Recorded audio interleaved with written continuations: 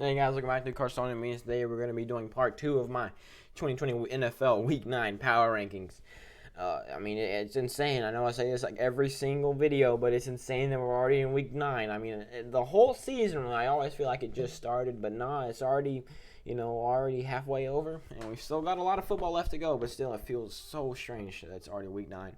Anyways, we're going to go ahead and get into things. These are going to be the top 16 teams. If this is going to be from 16 to 1. If you're looking from 32 to 17, that video, the link to that video should be popping up at the top of your screen sometime around right now.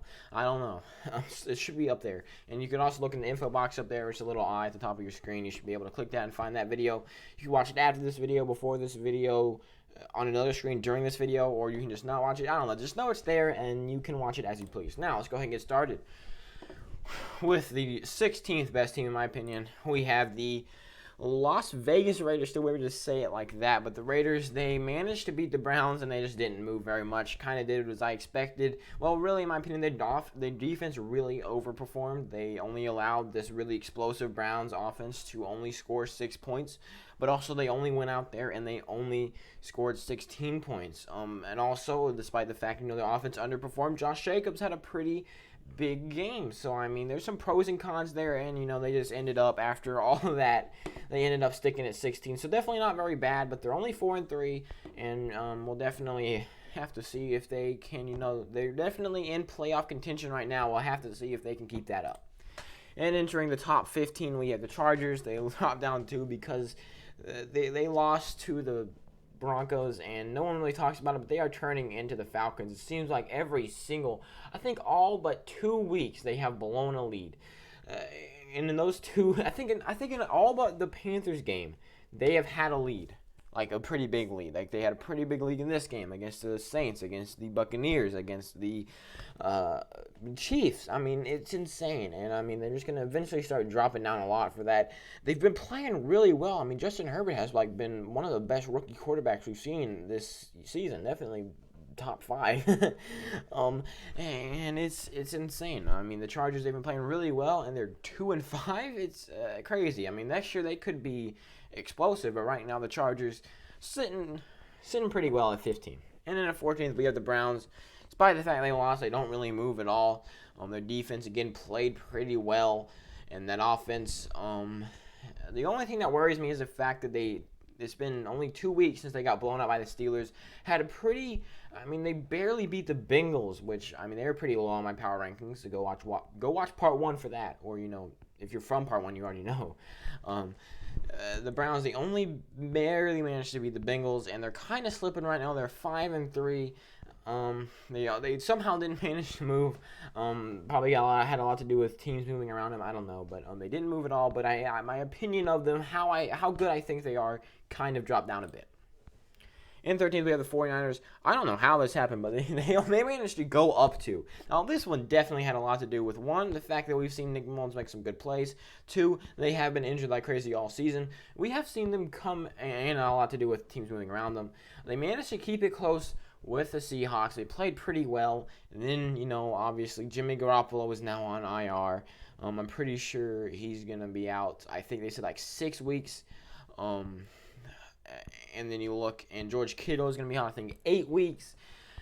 The 49ers definitely took some big hits, but when you see them, they definitely did pretty well there against the Eagles a few weeks back whenever they, were injured like crazy. They have been injured like crazy. We've seen them. They do have a lot of talent.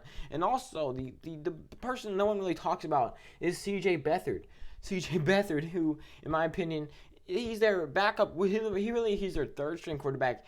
And the time that we've seen him play, he has played pretty well. So I think if he goes out there next week against whoever the heck they're playing, I don't know, or I don't remember, and I do know because I've already started making my predictions.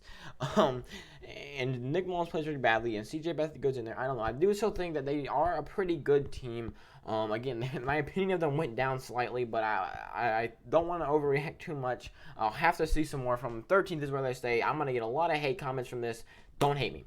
Next up, you have the Colts, who don't move at all. They went out there and they demolished. We're seeing a lot of bad movement right now. The Raiders probably should have moved up. I don't know. I don't really pick how they move. I just rank them, and then I go and I find out how much they moved. Because if I just sat there and went, oh, well, the 49ers play well, they're going to move down, and the Brown, that would just get confusing. But the Colts showing that they definitely have one of the best defenses in the league, and they are for real. This offense is clicking, and they are ready to roll 5-2, and they are almost in top 10, but just outside. Really, just as close as you can get as the Rams.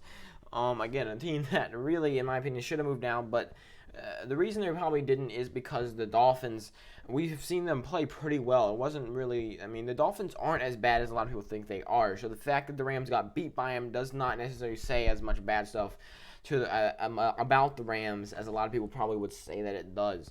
In my opinion, the Rams are still in pretty good shape in this league. They are still 5-3. They still have definitely one of the best defenses in the league. As long as Henderson is healthy, which right now he's questionable, we're going to assume that he is.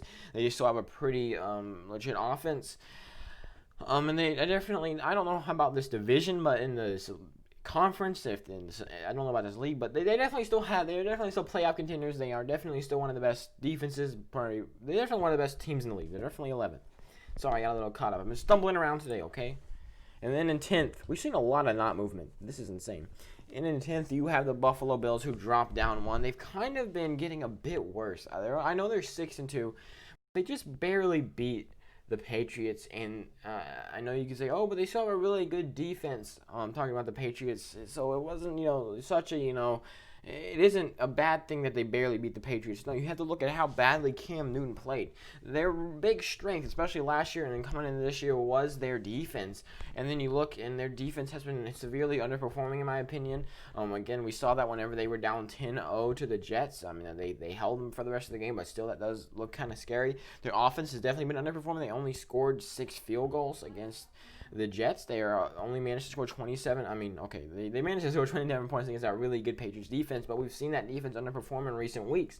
So the Bills, they only dropped down one, but they did still manage to, put up a pretty good win against a pretty talented Patriots team.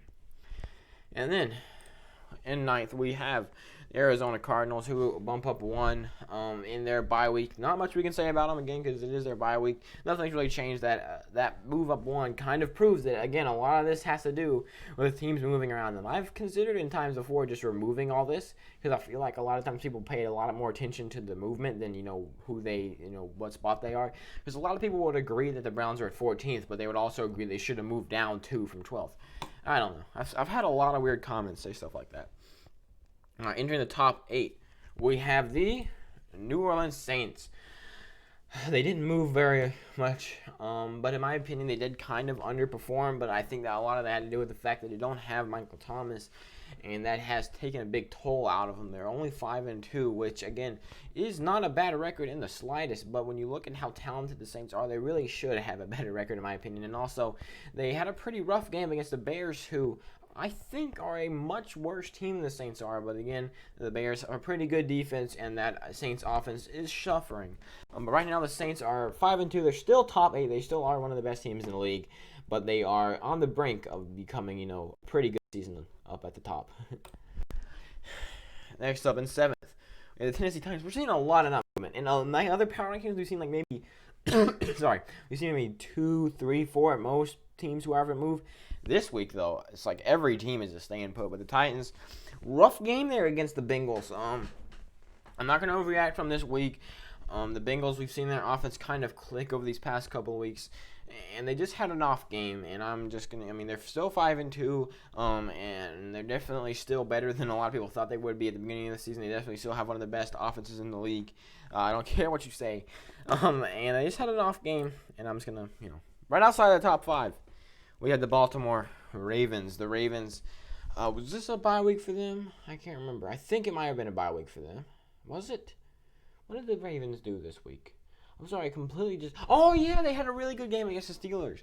They just lost to the Steelers, kind of played exactly the way I thought they would. Their defense kind of let up. Their offense definitely did not play very well in this game. Well, they played pretty well, but they definitely didn't play it nearly as well as they have played last year. They basically did exactly as they thought they would last week whenever I made my Week 8 power ranking, so they don't really move. Anyways, in their top 5, we have the Tampa Bay Buccaneers.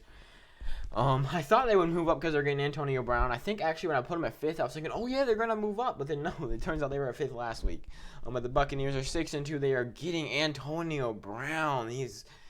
I mean, it's insane. You look at this team. Their receiving threats are Chris Godwin, Mike Evans, Antonio Brown, Rob Gronkowski.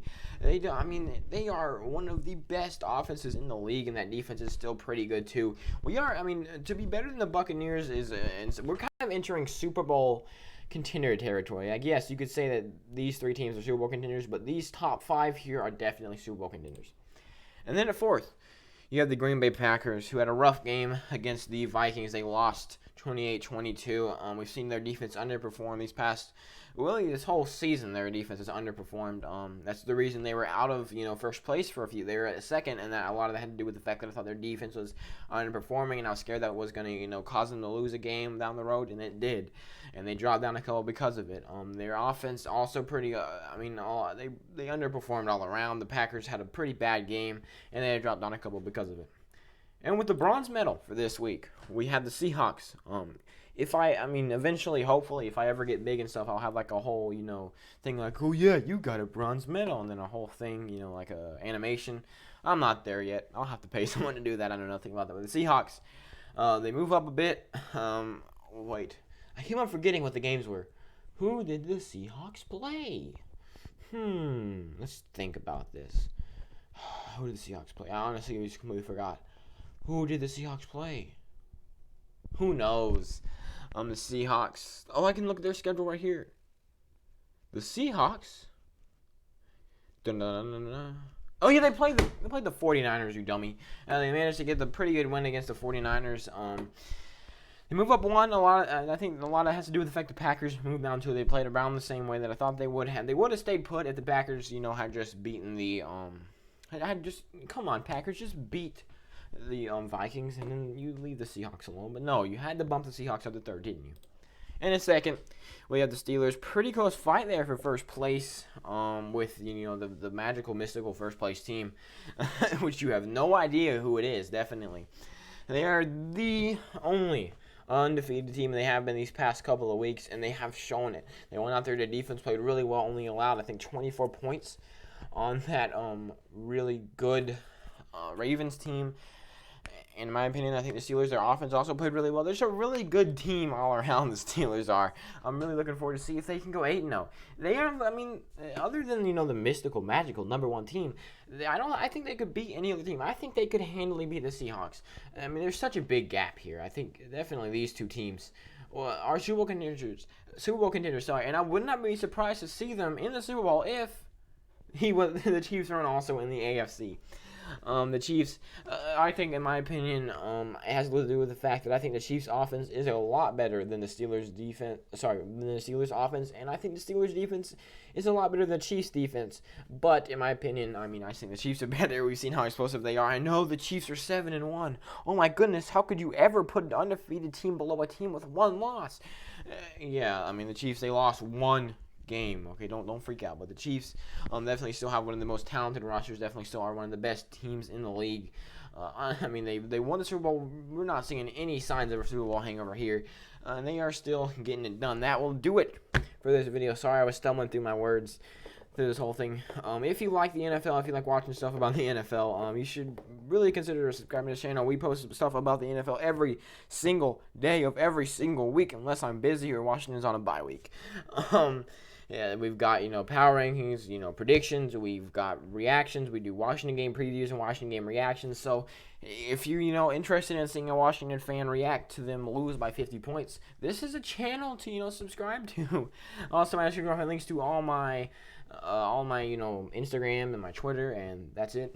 And also, make sure to go watch part 1 if you have not yet.